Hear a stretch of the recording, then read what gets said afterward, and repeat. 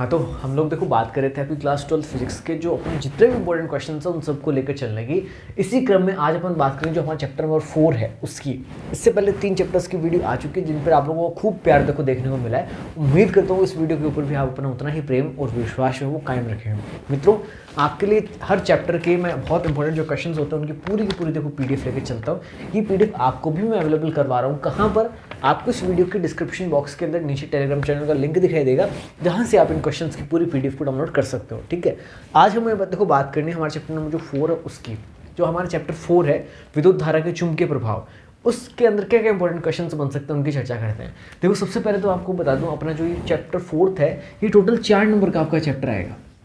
4 number के chapter के अंदर एक तो प्रश्न आएगा 1 नंबर का और एक प्रश्न आएगा आपके 3 नंबर वाला। यानी इस चैप्टर से एक तो ऑब्जेक्टिव टाइप का क्वेश्चन आपसे पूछा जा सकता है और दूसरा जो 3 नंबर का प्रश्न आएगा ये एक छोटा सा डेरिवेशन आपसे पूछा जाएगा। तो इस चैप्टर के अंदर अपन देखो मोटा मोटी 3 डेरिवेशन पढ़ेंगे। उन तीनों में से कोई ना कोई आपको एक तो पक्का एग्जाम के अंदर मिल जाएगा और 1 नंबर वाला प्रश्न तो देखो डेफिनेटली मिलना ही मिलना है। यानी इस चैप्टर से जो कि 4 नंबर का चैप्टर है, चौथा चैप्टर, कहीं पर भी आपका एक भी नंबर नहीं कटना चाहिए। ऐसे देखो आपकी तैयारी में भी करवाने जा रहा हूँ और अभी आप खुद देखेंगे तो आप खुद समझ भी आएंगे, इससे बाहर कुछ नहीं आएगा। अब देखो बात करते हैं हमारे चौथे चैप्टर के अंदर। अपन शुरू में कुछ परिभाषाओं की बात कर लेते हैं। ठीक है, कौन कौन सी वो परिभाषा है देखते हैं। हाँ, तो देखना जो हमारा पहला प्रश्न है चैप्टर का बड़ा सिंपल सा, क्या कहता है आपसे, ये प्रश्न आपसे देखो पूछ रहा है कि धारामापी का सिद्धांत लिखिए। आपको धारामापी का सिद्धांत बताना है। कितना आसान सा, देखो धारामापी का सिद्धांत समझते हैं। हम कहते हैं कि जब किसी चालक कुंडली को चुंबकीय क्षेत्र में रखा जाता है तो उस पर एक चुंबकीय बल आघूर्ण कार्य करता है जिससे कुंडली में विक्षेप उत्पन्न हो जाता है।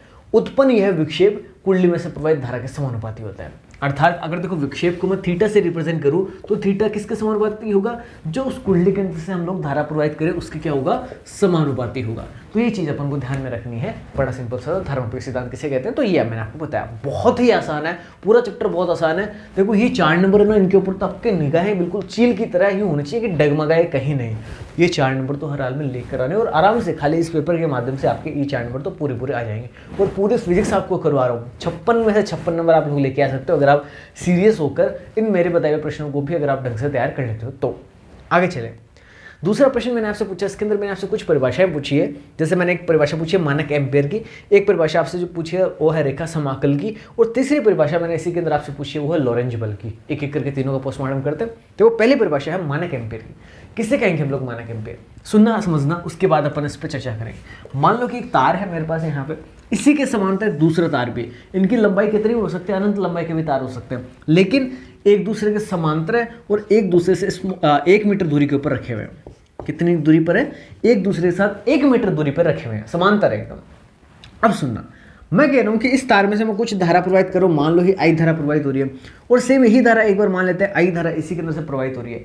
अब आपको पता है ओरस्टेड का प्रयोग आपने पढ़ा था, चैप्टर का सबसे पहला टॉपिक ओरस्टेड का नियम ही है। उसने क्या कहा था कि जब भी आप किसी तार में से धारा प्रवाहित करोगे ना तो तार के चारों तरफ चुंबकीय क्षेत्र उत्पन्न होगा। अब ये चुंबकीय क्षेत्र इस वाले तार के कारण उत्पन्न चुंबकीय क्षेत्र के बीच में क्या होगा? बल लगेगा, आकर्षण या प्रतिकर्षण का जो भी बल होगा वो बल लगेगा। अब देखो सुनना मैं क्या कह रहा हूं, यदि इन दोनों तारों के मध्य एक दूसरे के ऊपर जो लगने वाले बल है उस बल का मान यदि 2 × 10⁻⁻7 न्यूटन हो तो मेरे प्यारे साथियों हम इसके परिभाषा को बना लेंगे। सुनना कैसे, मैं कहता हूं 2 समांतर धारावाही चालक तार जो परस्पर 1 मीटर दूरी पर स्थित हो, इनके मध्य लगने वाले बल का मान यदि 2 × 10⁻⁷ न्यूटन हो तो प्रत्येक तार में से प्रवाहित धारा का मान 1 एम्पियर होगा। यह है हमारी 1 एम्पियर की मानक परिभाषा। कितनी सिंपल सी। ऑब्जेक्टिव वाले क्वेश्चन जो आते हैं ना उनके अंदर तो एग्जामिनर का फेवरेट क्वेश्चन बनता है ये कि 1 एम्पियर की जो मानक परिभाषा है उसके अंतर्गत दोनों तारों के मध्य कार्यरत कुल बल का मान कितना होता है? तो हम कहेंगे 2 × 10⁻⁻7 न्यूटन होगा। बीच की दूरी 1 मीटर की होगी। ठीक है, सिंपल सी बात। अगले देखो प्रश्न पे चलते हैं। अगला मैंने आपसे परिभाषा पूछी है रेखा समाकल की। रेखा समाकल सुनना कितना आसान है। रेखा समाकल की परिभाषा की अपन बात कर रहे हैं। रेखा समाकल देखो किसको कहते हैं हम लोग? रेखा समाकल। मैं कहता हूं कि आपके पास कोई एक चुंबकीय क्षेत्र है, उसके अंदर आपने कोई एक अल्पांश या कोई एक पृष्ठ आपने ले रखा है। तो सुनना, चुंबकीय क्षेत्र में स्थित किसी पृष्ठ द्वारा या पृष्ठ से गुजरने वाले एक क्षेत्र की अपन बात करें तो हम कहेंगे कि चुंबकीय क्षेत्र में बी वेक्टर तथा डीएल वेक्टर के अदिश गुणन के समाकलन को ही रेखा समाकल कहते हैं। दोबारा सुनना, और चुंबकीय क्षेत्र के अंदर असल में अपन किसी एक पथ की बात करते हैं। मान लो मैं पी से क्यू पथ की बात कर रहा हूँ, तो अपन ये पी से क्यू भी लिख सकते हैं, नहीं लिखो तो भी चलेगा, लेकिन अपन लिखना चाहे तो लिख सकते हैं। सुनना दोबारा, चुंबकीय क्षेत्र में स्थित किसी पथ PQ के लिए रेखा समाकल का मान बी वेक्टर तथा डीएल वेक्टर के अदिश गुणन के समाकलन के बराबर होता है।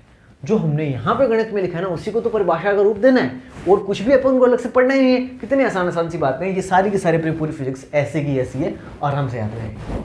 आगे देखने मेरे प्यारे साथियों, अगला मैंने आपसे परिभाषा जो पूछी है वो है लॉरेंज बल की। सुनना समझना, देखो यदि आपका कोई कण है वो किसी ऐसे क्षेत्र से गति कर रहा है जहां पर आपका चुंबकीय क्षेत्र भी है और वहां आपका विद्युत क्षेत्र भी है। अब जब तक वो दोनों क्षेत्र अपने अपने प्रभाव दिखाना चाहेंगे। सपोज करते हैं एक आपके घर पे कोई मेहमान आते हैं, ठीक है, और आपके घर में भी मान लो कि आपका परिवार बड़ी फैमिली है, एक आपके पापा की फैमिली और एक आपके मान लो ताऊ जी की फैमिली है। अब कोई मेहमान आए पहले तो आपके घर पे है, तो आप ये चाहोगे ना कि वो हमारी खातिरदारी से खुश हों, तो अपन उनकी बहुत बढ़िया तरीके से खातिरदारी करेंगे। जब वो हमारे घर से ताऊ जी के घर पे जाएंगे तो वहाँ पे वो ताऊ जी भी चाहेंगे कि भाई हमारे घर पे आए तो हमारी खातिरदारी से भी खुश हो, यानी दोनों के घर जाएंगे तो दोनों अलग अलग उनकी खातिरदारी करेंगे। ठीक इसी प्रकार से मेरे प्यारे साथियों, यदि कोई आवेशित कण किसी ऐसे क्षेत्र से गति कर रहा है जहां पर चुंबकीय क्षेत्र भी हो और विद्युत क्षेत्र भी हो, तो दोनों क्षेत्र उसकी खातिरदारी करना चाहेंगे, यानी दोनों जो क्षेत्र है ना वो उसके ऊपर बल लगाना चाहेंगे। तो इस अवस्था में इस कण पर लगने वाला जो कुल बल होता है ना, उसी को हम लोग नाम देते हैं लॉरेंज बल। अब सुनना, लॉरेंज बल की परिभाषा कैसे कहेंगे, मैं यहाँ पे लिख रहा हूँ, देखो ये है अपना लॉरेंज बल। लॉरेंज बल किसे कहेंगे? लॉरेंज बल यदि कोई कण किसी ऐसे क्षेत्र से गति करे जहां चुंबकीय क्षेत्र और विद्युत क्षेत्र दोनों उपस्थित हो, तो इस कण पर दोनों क्षेत्रों का बल लगता है। इस लगने वाले कुल बल को ही लॉरेंज बल कहते हैं। और इसको किसके बराबर हम लोग लिख देंगे? देखो ये क्यू तो मैं निकालता हूं common, into E vector plus V vector cross B vector, ये है हमारा लॉरेंज बल। ये कैसे आता है? देखो सिंपली इसकी बात तो अपने जो चैप्टर की वीडियो उसके अंदर कर ली, वहां से अपन ने देखो क्यू को कॉमन निकाला, क्यू इसके साथ भी था, ये क्यू इसके साथ भी गुणा में था, तो क्यू ई वेक्टर तो बनता हमारा विद्युत बल, और Q into V vector cross P vector ये हमारा बनता चुंबकीय बल। चूंकि हमें तो केवल इससे मतलब है तो इसलिए अपन ने इसको लिख दिया। ठीक है, सिंपल सी बात थी। आगे बढ़ते हैं, आगे देखना मेरे पैसे। तो अगला प्रश्न आपसे पूछा है कि चल कुंडली धारामापी से क्रमशः वोल्ट मीटर और एमीटर आप कैसे बनाओगे? बहुत बहुत बहुत महत्वपूर्ण प्रश्न बन सकता है। सुनना, सपोज करते हैं, मैं एक बार मार्कर चेंज कर लेता हूँ अपना। देखो सपोज करो ये आपके पास है कोई गैल्वेनोमीटर, ठीक है, कोई एक धारामापी है, आपको इस धारामापी से बनाना है, सपोज करते हैं वोल्ट मीटर बनाना है। तो मैं क्या करूँ मेरे प्यारे साथियों, मैंने इस गैल्वेनोमीटर या इस धारामापी के श्रेणी क्रम के अंदर एक उच्च प्रतिरोध का तार जोड़ दिया। ये उच्च प्रतिरोध का मैंने शंट जोड़ दिया। ये एक गैल्वेनोमीटर है, ये मैंने एक उच्च प्रतिरोध आर का कोई शंट जोड़ दिया। इसको एस से भी रिप्रेजेंट करता है, इसका मतलब शंट वायर होता है, तो इसलिए इसको शंट भी लिख सकता है, लेकिन अपन को ध्यान रखना है कि उच्च प्रतिरोध का कोई तार है। अगर अपन किसी गैल्वेनोमीटर के साथ श्रेणी क्रम में उच्च प्रतिरोध का कोई शंट तार जोड़ दें, तो इस प्रकार बनी ये जो व्यवस्था है ना मेरे प्यारे साथियों, इसी को हम लोग क्या नाम देंगे? वोल्ट मीटर नाम देंगे। तो असल में अपने पास था तो पहले वो गैल्वेनोमीटर, अब अपन ने इसके श्रेणी क्रम में कुछ प्रतिरोध को जोड़कर इस पूरी व्यवस्था को क्या नाम दे दिया? Volt meter. तो ये है हमारे लिए वोल्ट मीटर का काम करेगा। ठीक है, अब बात करें कि सर आपने गैल्वेनोमीटर से वोल्ट मीटर तो बना दिया, इससे आप किस प्रकार से जो आपका अमीटर वो बनाए हुए? बहुत ही आसान है अमीटर बनाना। तो सुनना, अमीटर कैसे बनाते हैं। मैं कहता हूं कि ये मान लो आपके पास कोई गैल्वेनोमीटर है, ठीक है, ये इस प्रकार का आपका कोई गैल्वेनोमीटर है। यदि आप इस गैल्वेनोमीटर के साथ इसके समांतर क्रम के अंदर एक निम्न प्रतिरोध का तार जोड़ दो, देखो ये देखो, ये मैंने क्या किया कि ये मेरे पास एक गैल्वेनोमीटर था और इसके आपके समांतर क्रम के अंदर मैंने एक निम्न प्रतिरोध का चालक शंट तार जोड़ दिया। इस प्रकार ये जो व्यवस्था आपकी बनकर आई ना, इस व्यवस्था का नाम क्या है? हमारा अमीटर। ये तो करेगा धारामापन का काम और ये करेगा वोल्टतामापन का काम। तो दिस इज आवर अमीटर। ठीक है, इसको हम लोग अमीटर कहें। अमीटर की थोड़ी स्पेलिंग देखना भाई, I am not sure that double M आता है कि नहीं आता, बट ये ऐसे कुछ होती है। ये अमीटर है हमारा। तो बहुत ही सिंपल सी बात है, ये सिंगल एम ही आता भाई। इसको मैं अमीटर हिंदी में लिख देता हूँ, ठीक है। तो कोई झोड़ नहीं है, बाद में आप लोग कोई कमेंट करोगे सर आपको तो स्पेलिंग ही नहीं आती। तो या my English is bit little bit weak, that's why I can't remember this kind of spellings. Now आगे चलते हैं। तो हमने बड़ी सिंपली बात क्या देखी कि जो हमारा वोल्टमीटर वो कैसे बनाएंगे? गैल्वेनोमीटर के श्रेणी क्रम के अंदर उच्च प्रतिरोध का शंट तार जोड़ के। और हम अमीटर कैसे बनाएंगे? तो हम कहते हैं गैल्वेनोमीटर के समांतर क्रम के अंदर एक निम्न प्रतिरोध का शंट तार जोड़ के क्या बना लेंगे? हमारा जो आपका अमीटर है वो बना लेंगे। सिंपल सी बात है। आगे बढ़ते हैं। देखना अगला हमारा प्रश्न आपसे क्या कहता है। मैं थोड़ा सा जल ग्रहण कर लेता हूँ, मेरा थोड़ा गला सूखा है, उसके बाद आते हैं। हाँ भाई देखो, अब अगले प्रश्न की तरफ अपन लोग मूव होते हैं। अगला देखना हमारा प्रश्न हमसे क्या कह रहा है कि बायो-सावर्त के नियम की सहायता से किसी धारावाही वृत्ताकार पाश की अक्ष पर चुंबकीय क्षेत्र की तीव्रता का मान ज्ञात कर दो। देखो बहुत आसान सा, बायो-सावर्त का नियम जो होता है ना, उसका अपन को अनुप्रयोग यहाँ पर ध्यान रखना है। मैंने आपको बताया कि इस चैप्टर से एक 3 नंबर का बड़ा प्रश्न भी आएगा, तो आपसे डेरिवेशन पूछेंगे। तो मैंने आपको देखो 3 डेरिवेशन यहाँ पे बैक टू बैक दिए, उन्हीं में से आपको कोई ना कोई एक डेरिवेशन मिल जाएगा। तो बिना किसी टेंशन के आप उसको समझने की कोशिश करो। देखो सपोज करते हैं, मेरा रेड वाला मार्कर कहाँ गया, एक सेकेंड। देखो एक बार के लिए हम लोग मानते हैं कि ये हमारे पास कोई एक वृत्ताकार पाश है, ठीक है। वृत्ताकार पाश कैसे बनाओगे आप? देखो एक कोई भी तार है आपके पास, तांबे के विद्युत से पॉलिश किया हुआ, उसको अपन ऐसे वृत्ताकार रूप में लपेटते हैं ना, इसको अपन पाश बोलते हैं। अपन एक पाश ले रखा है, अपन बस उसको एकदम ऐसे सामने से नहीं देख रहे, अब उसको थोड़ा सा ऐसे टिल्ट करके साइड से देख रहे हैं। अब ये इस पाश का क्या हो गया, केंद्र बिंदु हो गया। आप कह सकते हो एक वृत्त है, वृत्त का केंद्र हो गया। अब इस वृत्त के केंद्र से परिधि तक की जो दूरी होती है उसको हम लोग बोलते हैं इसकी त्रिज्या। सपोज कर लेते हैं इसकी त्रिज्या कितनी, ए है। मेरे प्यारे साथियों, मैं आपसे कहता हूं यदि कि मान लिया कि इसके केंद्र से r दूरी के ऊपर कोई बिंदु है, यहाँ पे केंद्र से r दूरी पर कोई बिंदु P है, जिस पर मुझे चुंबकीय क्षेत्र की तीव्रता का मान ज्ञात करना। मैं P को थोड़ा सा नीचे लिख लेता हूँ क्योंकि आगे हम थोड़ा सा डायग्राम बनाएंगे। मुझे बिंदु P के ऊपर चुंबकीय क्षेत्र की तीव्रता का मान ज्ञात करना। आपने कहा कि ठीक है कर लेंगे मान, और ये बोल लिया कि इस तार से I धारा जो है वो प्रवाहित हो रही है। अब सुनना मेरे प्यारे साथियों, आप जब भी इस बिंदु P के ऊपर B वेक्टर का मान ज्ञात करोगे तो किसके कारण करोगे, इस पाश के कारण करोगे। अब इसके लिए आपको पाश पर कोई ना कोई एक बिंदु लेना पड़ेगा। मैं सपोज करता हूं कि मैंने छोटा सा एक अल्पांश लिया, ये है यहाँ पे पाश पे, dl अल्पांश मैंने मान लो यहाँ पे लिया है। तो उसे dl अल्पांश के कारण मुझे बिंदु P के ऊपर ज्ञात करना है। तो मैं क्या करूँगा, बिंदु P को इससे मिलाऊंगा, ये लो। अच्छा, क्या ये पाश का अकेला बिंदु है जिसके कारण इस बिंदु P के ऊपर चुंबकीय क्षेत्र की तीव्रता रहेगी? नहीं, इस पाश पे तो हर जगह पर एक बिंदु ले सकते हैं। तो ऐसा ही बिंदु मैं ठीक इसके नीचे भी ले सकता हूँ ना। तो ऐसे इसके लिए मैं जब नीचे बिंदु लूंगा तो इसके कारण तो देखो चुंबकीय क्षेत्र की दिशा कुछ इस प्रकार से, तो नीचे वाले बिंदु के कारण कुछ इस प्रकार से होगी ना चुंबकीय क्षेत्र, ऐसे आती हुई यूं इस प्रकार से। याद करो मैंने आपको चैप्टर फर्स्ट में ये बताया था कि फिजिक्स कभी भी तिरछा काम करती नहीं है। फिजिक्स कहती है या तो आप बिल्कुल पूरी तरह से हॉरिजॉन्टल रहो या फिर आप वर्टिकल रहो। अब अपने को यहाँ पर न तो टिल्टेड रहना है न और कुछ रहना, अपन को तो हॉरिजॉन्टल या वर्टिकल करना पड़ेगा।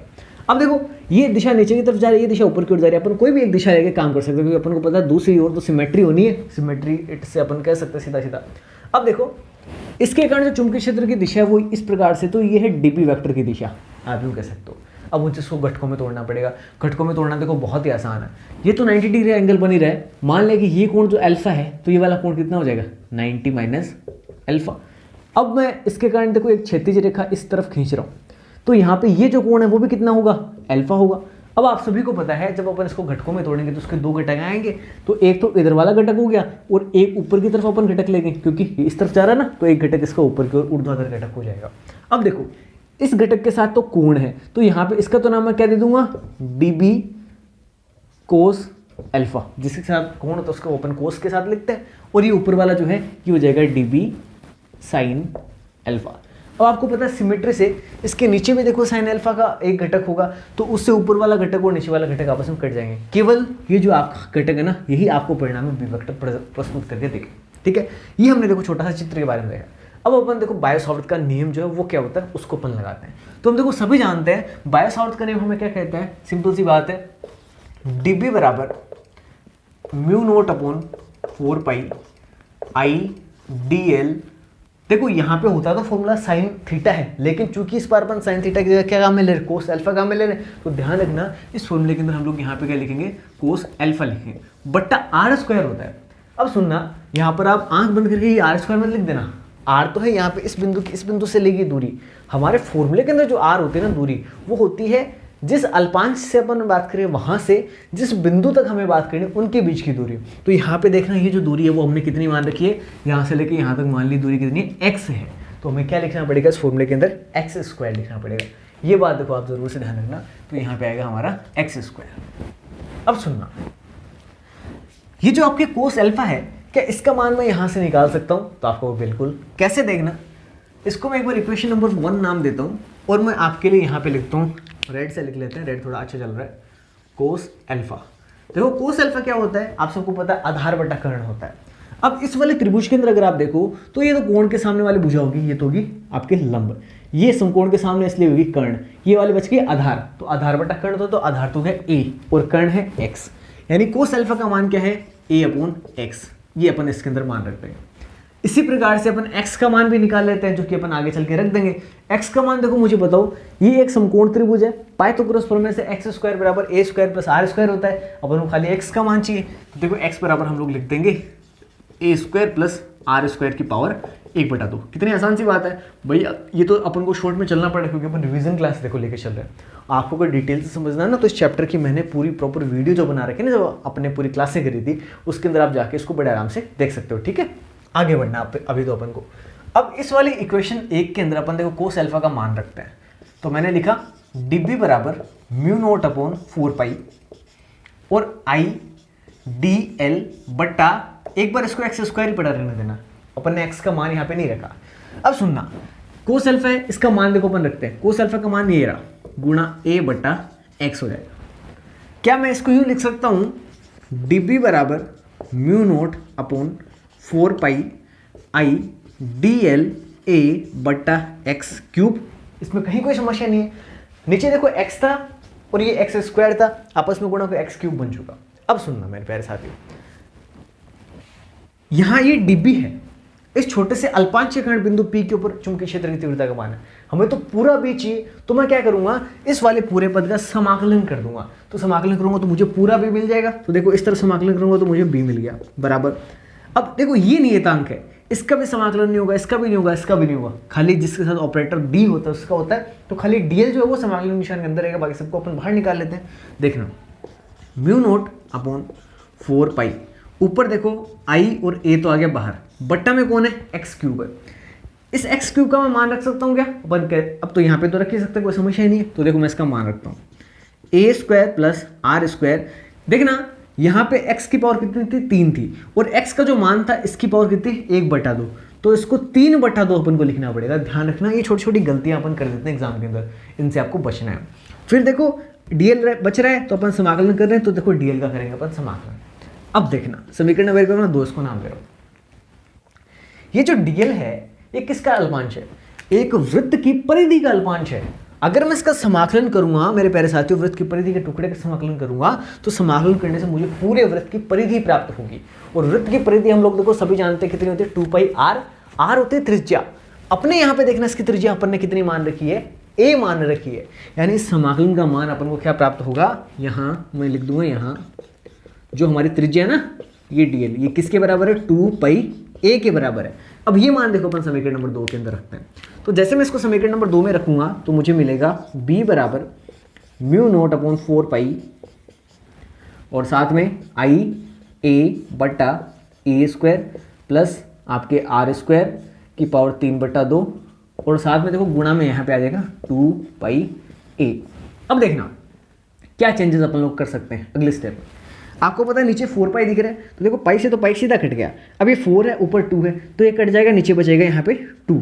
फिर मैं बात करूँ आपसे, देखो ये a है और ये a आपस में गुणा पे a² बन जाएगा। तो ये जो स्टेप है वो मैं यहाँ पे लिख रहा हूँ। हमारे पास फाइनली क्या मिलेगा अपन को, b बराबर μ0/4, 4π नहीं बचा ना, इस बार 2 ही बचा, नीचे तो 2 बच गया, पाई तो कट चुका और नीचे ये चीज़ें बच रही जिसको अपन लिखेंगे। ऊपर क्या बच रहा है, देखो μ0 हो गया, μ0 और साथ में अपने पास बच रहा है x², सॉरी x² नहीं है, let me use the duster. हाँ देखते हैं, तो अपन ने कहा कि नीचे क्या बच रहा है, एक तो 2 बच रहा है और साथ में a² + r² की पावर 3/2, 2 × a² + r² की पावर 3/2। ये देखना मेरे प्यारे साथियों, ये क्या है, बायो-सावर्त के नियम से अपन ने क्या कर दिया, कोई भी एक अगर लूप है अपने पास वृत्ताकार, तो उसके केंद्र से r दूरी पर यदि कोई बिंदु P स्थित हो तो उसके ऊपर चुंबकीय क्षेत्र की तीव्रता का मान या चुंबकीय प्रेरण का मान कितना होगा, वो इतना होगा। कितना आसान है, इससे आसान कुछ नहीं हो सकता। ये डेरिवेशन अपने एग्जामिनेशन पॉइंट ऑफ व्यू से बड़ा इंपॉर्टेंट है, क्योंकि 3 जो नंबर का एक प्रश्न आएगा वो बड़ा प्रश्न आएगा और इन्हीं डेरिवेशन के अंदर से आपको मिलेगा। हो सकता है आपको यही मिल जाए या हो सकता है इससे आगे अपन जो करेंगे प्रश्न वो मिल जाए, तो ध्यान रखना, बड़ा आसान है। आगे चलते हैं हम लोग। हाँ भाई, अगला देखना जो प्रश्न है वो आपको बताने जा रहा हूँ। सिद्ध कीजिए कि एक धन आवेशित कण प्लस क्यू एक समान चुंबकीय क्षेत्र बी के लंबवत v वेग से प्रवेश करने पर कण का जो आवर्तकाल है वो कण की चाल पर निर्भर नहीं करता। देखो मेरे प्यारे साथियों, ये प्रश्न बहुत ही आसान सा है, मैंने आपको बहुत बार करवाया है। मुझे नहीं लगता कि इस प्रश्न को यहाँ पे करवाने की जरूरत है क्या। देखो इस प्रश्न को जो मैंने चैप्टर वाले आपको वीडियोस करे ना, उसके अंदर आपको बड़े डिटेल से करवाए, आप इसको वहाँ पे देख लेना, क्योंकि बिना मतलब अपन ज़्यादा बड़ी वीडियो को उसको कर नहीं सकते, क्योंकि आपका समय बड़ा कीमती है और ये तो बहुत आसान सा प्रश्न है, ये तो आप किताब में देख के समझ आओगे। बाकी जो मैंने आपको चैप्टर वाले वीडियोस के अंदर करवा रखा है। फिर देखना अगला प्रश्न, साइक्लोट्रॉन क्या है, इसके सिद्धांत व क्रियाविधि का वर्णन करते हुए आवेशित कण की गति के लिए प्राचल याद करो। ये भी प्रश्न बहुत बार मैंने आपको करवाया है, इसको भी मैं देखो दोबारा नहीं करवाने वाला भी, क्योंकि देखो ये प्रश्न बहुत आसान सा, ये तो आप समझ भी वैसे भी समझ जाओगे किताब से भी, और नहीं भी समझो ना तो चैप्टर वाली वीडियो के अंदर मैंने इसको अलग से टॉपिक डाल के बनाया हुआ है, तो आप इसको बड़े आराम से वहाँ पे देख सकते हो। तो अपन को ऐसे प्रश्नों में ज़्यादा समय व्यतीत करने की जरूरत नहीं है, जो अपन कर सकते हैं आराम से। मैं आपको वो समझाने वाले जो प्रश्न, जैसे ये पूरी बात समझने वाली थी, तो इसलिए अपन ने इसको किया। तो इनके अंदर तो कुछ है नहीं, आवर्तकाल निकालना, वेग निकालना, चाल निकालना, इसके अंदर बस एक ही चीज़ है कि वृत्ताकार पथ पर गति करते हुए ना, जो ये मैं बता रहा हूँ दोनों प्रश्न आपके, जो अभी मैंने दोनों लास्ट वाले छोड़ रहे हैं ना जान करके, उनके अंदर क्या होता है कि जो वृत्ताकार पथ पर गति करने के लिए जो आवश्यक कोणीय संवेग होता है ना, mv²/r, ये चुंबकीय बल द्वारा प्रदान किया जाता है, QVB के द्वारा प्रदान किया जाता है। तो अपन V से तो देखो V की एक पावर काट देंगे, यहाँ से अपन V का मान निकालेंगे, वेग आ जाएगा, R का मान निकालेंगे, त्रिज्या आ जाएगी, फिर आवर्तकाल निकालेंगे 2πr/t करके। तो सारी चीज़ें बड़े कॉमन सी है, आप आराम से उसको कर सकते हो। अगले प्रश्न पे देखो हम लोग तो मूव होते हैं। अगला प्रश्न आपसे पूछा, एम्पियर का नियम बताते हुए सीधी लंबी परिनालिका के कारण चुंबकीय क्षेत्र के मान का व्यंजक व्युत्पत्ति करें। ये प्रश्न अच्छा है, समझने वाला है, क्योंकि देखो ये डेरिवेशन अच्छे डेरिवेशन होते हैं, ये समझने वाले होते हैं, तो अपन इनको पढ़ते हैं, समझते हैं, इनकी बात करते हैं। तो मैं इसको तो फटाफट हटा रहा हूँ।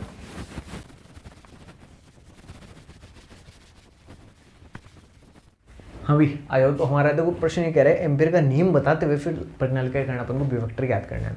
सबसे पहले अपन देखो एम्पियर का नियम बता दें, क्या कहता है एम्पियर का नियम। बहुत सिंपल है, सुनना समझना आराम से याद हो जाएगा। एम्पियर के अनुसार किसी बंद पथ के अनुदिश परिसंचारण का मान, देखो परिसंचारण होता है ये B/dl वेक्टर, इसको अपन परिसंचारण बोलते हैं, अपन ने काफी बार पढ़ रखा है। एम्पियर के अनुसार किसी बंद पथ के अनुदिश परिसंचारण का मान उस बंद पथ द्वारा गुजरने वाले समस्त धाराओं के योग तथा माध्यम की पारगम्यता म्यू के गुणनफल के बराबर होता है। कितना आसान सा है। एम्पियर का नियम देखो दोबारा सुनना, ये ऐसे किसी भाषा आपको लिखनी है। एम्पियर के अनुसार किसी बंद पथ के अनुदिश परिसंचारण का मान उस बंद पथ द्वारा गुजरने वाले समस्त धाराओं के योग तथा माध्यम की पारगम्यता म्यू के गुणनफल के बराबर होता है। कितनी आसान सी बात थी, आराम से आप लोग कर सकते हो। अब अपने को देखो जो मेन चीज है ना उसके ऊपर फोकस करना। मेन चीज अपनी क्या है कि एक सीधी लंबी परिनालिका के कारण उसके अंदर चुंबकीय प्रेरण का मान ज्ञात करना, बी वेक्टर का मान ज्ञात करना। ठीक है, इसको मैं समीकरण नंबर 1 नाम देता हूँ, ये अपने काम आएगी। पहले अपन बनाते हैं चित्र, देखना कितना आसान सा चित्र है, इसको अपन कैसे करें। तो मैं कहता हूं मान लो अपने पास यहां पे कोई एक परिनालिका है, ये अपने पास कोई एक परिनालिका। अब देखना इसके ऊपर मैं एक तार लपेट रहा हूं। अपन जानते हैं परिनालिका के ऊपर कुछ इस प्रकार से बेलनाकार आकृति के अंदर एक तार लपेटा होता है, स्प्रिंग टाइप में होता है। इसके अंदर से मान लिया कि आई धारा अपन ने प्रोवाइड कर रखी है, इसके ऊपर एन फेरे लपेटे हुए एकांक लंबाई के अंदर स्मॉल एन फेरे। ठीक है, अब मैं क्या करूं, देखो पूरे इस परिनालिका की एक साथ बात नहीं कर सकता, इसलिए मुझे इस परिनालिका के ऊपर एक छोटा सा अल्पांश लेना पड़ेगा, एक अल्पांश वाला एक पथ लेना पड़ेगा। देखो यहाँ पर अपन बात करें बंद पथ की, तो जब अपन बंद पथ की बात करेंगे तो उसके ऊपर अपन को एक बंद पथ की कल्पना करनी पड़ेगी। तो मैं देखना क्या कर रहा हूँ, इस परिनालिका के लिए एक वर्गाकार बंद पथ की कल्पना कर रहा हूँ कुछ इस प्रकार से। यहां से चालू होता हूँ, एक वर्गाकार मैंने बंद पथ लिया, नाम देता हूँ उसको PQRS और वापस से P। बंद पथ है इसलिए अपन को लिखना पड़ेगा यहाँ पे PQRSP कि भाई अपन P से चलकर वापस P के ऊपर आ रहे हैं, ये है हमारा बंद पथ। अब देख रहे हैं, एक सेकंड में टाइम देख लेता हूँ क्या हो गया, मुझे जाना भी है कहीं पे। ठीक है कोई बात नहीं, अभी थोड़ा टाइम बचा है मेरे पास। अब देखना मैं कहता हूँ कि ये जो आपका वर्ग अपन ने लिया ना, वर्गाकार अपने आकृति लिया, इसकी लंबाई जो है ना एक भुजा की वो L है, तो चारों भुजाओं की लंबाई L होगी, कोई समस्या नहीं इसके अंदर। अब सुनना मेरे पास साथी, एम्पियर का नियम अपन लगाएंगे तो समीकरण 1 के अंदर तो अपने पास क्या है, पूरा ये बंद पथ है। अपन पूरे बंद पथ की भी एक साथ बात नहीं करेंगे, अपन इस पूरे बंद पथ की एक साथ बात करने बजाय अपन क्या करेंगे, P से Q तक बात करेंगे, Q से R तक, R से लेके S तक और S से लेके वापस P तक अपन बात करेंगे। तो पहले तो देखो मैं क्या कर रहा हूँ कि जो समीकरण 1 ना, इसके LHS को तोड़ रहा हूँ कुछ इस प्रकार से। बंद पथ का समाकलन PQRSP B vector dot DL vector, यानी जो आपका LHS है ना, इसको देखना मैं किस प्रकार से तोड़ रहा हूँ। मैं इसको लिख रहा हूँ P से लेके Q तक गया, यानी खाली मैं यहाँ से लेके यहाँ तक की बात करो, ज़्यादा बात नहीं करो, खाली एक टुकड़े की बात करो, B vector dot DL vector plus फिर मैं बात करूँगा Q से लेके R तक की, यानी पहले तो यहाँ से यहाँ तक गया, अब यहाँ से लेके यहाँ तक जा रहा हूँ, Q से लेके R तक B vector dot DL vector. फिर मैं बात करूँ आपके लिए R से लेके S तक की, यहाँ से यहाँ तक आया B vector dot DL vector. फिर मैं बात करूँ देखना S से लेके वापस P तक की, तो S से P तक अपन आए B vector dot DL vector. इसको देखना मैं समीकरण नंबर 2 नाम दे रहा हूँ। अब कुछ चीज़ें हैं जो अपन को समझनी है, ज़रूरी है, इसलिए अपन को देखना। सुनना मेरे प्यारे साथियों, मैं आप किससे कहता हूँ कि मान लिया कि ये जो आपकी परिनालिका है, इसके अंदर से चुंबकीय क्षेत्र कुछ इस प्रकार से गुजर रहा है, ठीक है। चुंबकीय क्षेत्र बाहर, चुंबकीय क्षेत्र 0 होता है, परिनालिका के बाहर है ना चुंबकीय क्षेत्र हमेशा 0 होता है। तो जितना भी चुंबकीय क्षेत्र वो कहाँ पर है, इसके अंदर है, समान रूप का होता है। और सुनना, चुंबकीय क्षेत्र की दिशा देखो इधर है, ये आपका पथ PQ, इसकी दिशा भी किधर है, इधर है, यानी आपके पथ PQ और चुंबकीय क्षेत्र की दिशा के मध्य बनने वाला कोण जो थीटा है ना, वो कितना है, 0 डिग्री का है, ठीक है। मैं बात करता हूँ QR पथ की और साथ में बात कर लेता हूँ SP पथ की। ये जो दोनों ही पथ है देखो, चुंबकीय क्षेत्र की दिशा इस प्रकार से और ये दोनों पथ कुछ इस प्रकार से, यानी हमेशा लंबवत है। पथ QR और SP के लिए थीटा का मान है 90 डिग्री। फिर मैं बात करता हूँ एक आपका RS पथ, ये RS पथ है परिनालिका के बाहर, और अभी भी मैंने आपको कहा कि परिनालिका के बाहर B वेक्टर का मान कितना होता है, 0 होता है। अभी जब इतनी सारी चीजें हैं जो अपन ने अभी भी आपको मैंने बताई है, अपन ने जो समझी है, इसको अपन यहाँ पे कैसे अप्लाई करेंगे।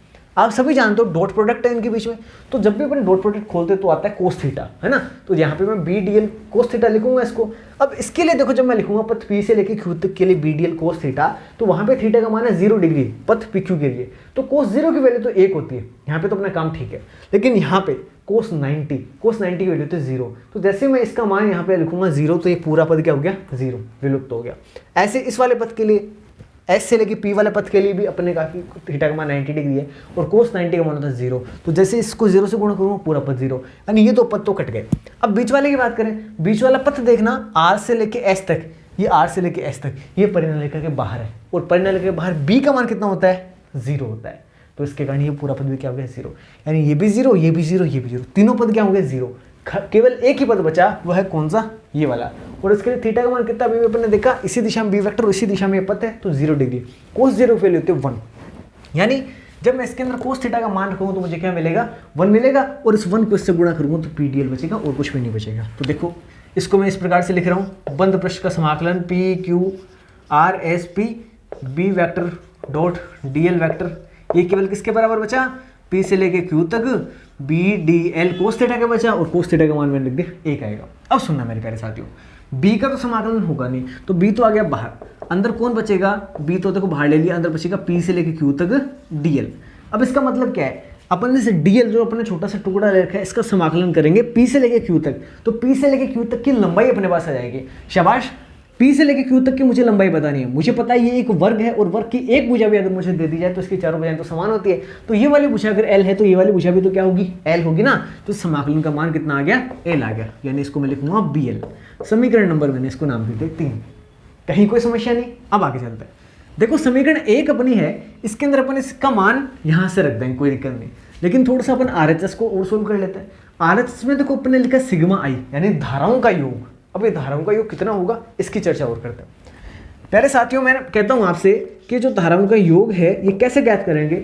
अगर मैं कहूं कि ये जो आपकी परिनालिका है, इसकी एकांक लंबाई के अंदर आपके n फेरे लपेटे हुए हैं, कितने, स्मॉल n फेरे लपेटे हुए हैं। इस परिनालिका की कुल लंबाई है वो कैपिटल L मैंने मान ली, कितनी है, कैपिटल L मैंने मानी है। स्मॉल l तो अपन ने जो एक छोटा सा एक बंद पथ लिया था उसकी लंबाई मानी थी, कैपिटल L अपन ने मान ली पूरी परिनालिका की लंबाई।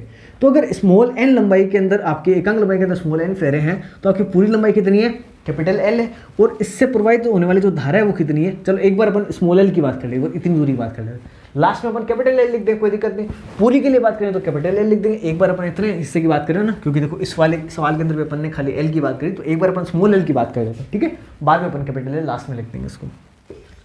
तो n का मतलब एकांक लंबाई पर फेरों की संख्या, और कितनी लंबाई तक अपन को देखनी है, तो हम कह रहे हैं यहाँ से लेके यहाँ तक स्मॉल l लंबाई तक अपन को देखनी है। और प्रवाहित धारा कितनी है, तो हमने कहा I धारा, तो ये किसका मान आएगा, आपके सिग्मा I का मान है, तो इसको मैं लिखूंगा NLI। ये लो समीकरण नंबर 4। अब कुछ नहीं करना, समीकरण 3 और समीकरण 4 से जो मान है ना इन दोनों पदों का, वो समीकरण 1 के अंदर रखना है। तो देखो अपन मान रखते हैं, तो मैंने समीकरण 1 के अंदर रखा मान, तो इसकी जगह तो मैंने क्या लिखा, BL बराबर, इसकी जगह देखो म्यू तो अपनी जगह पड़ा है, म्यू के साथ में गुणा होता सिग्मा ई, सिग्मा ई का मान ये रहा NLI, L से तो L को मैंने काट दिया। अब देखना क्या बचा, B बराबर मेरे पास बचा म्यू NI। ये लो मेरे प्यारे साथियों, यही होता है किसी भी परिनालिका के अंदर चुंबकीय प्रेरण का मान म्यू NI, B बराबर म्यू NI।